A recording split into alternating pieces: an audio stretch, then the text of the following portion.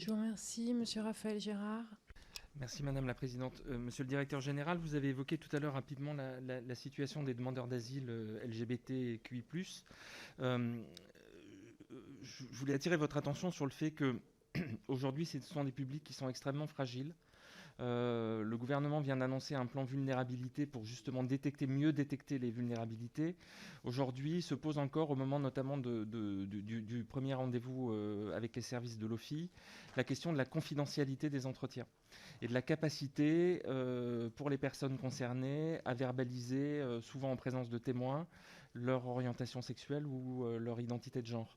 Et aujourd'hui, on n'apporte pas vraiment de réponse enfin en tout cas pas de réponse satisfaisante. Ce qui fait que souvent on se retrouve avec des demandeurs qui sont déboutés par l'OFPRA parce que la question de l'orientation sexuelle arrive un peu tard dans la procédure et semble être voilà. Donc aujourd'hui le sujet est à la fois un peu chez vous et un peu à l'OFPRA. Où on a les mêmes questions sur la confidentialité des entretiens et de la formation des interprètes, notamment dans les langues rares. Donc c'est un vrai sujet qui aujourd'hui ne trouve pas de réponse parce qu'il est partagé entre les deux institutions et qui, à mon sens, a besoin d'être précisé un peu. Et puis dernier sujet, vous avez évoqué aussi les problématiques de VIH.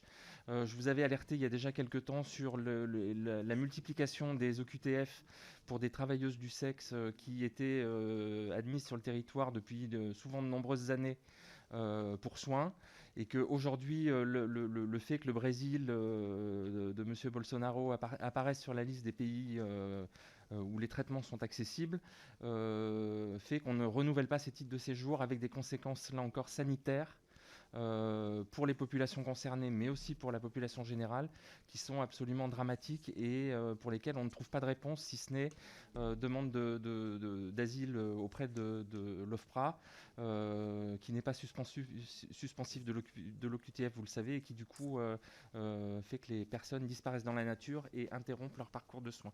Merci. Je vous remercie. Est-ce qu'il y a d'autres questions de collègues? Non, donc je vais vous laisser le soin de répondre dans un laps de temps un peu limité.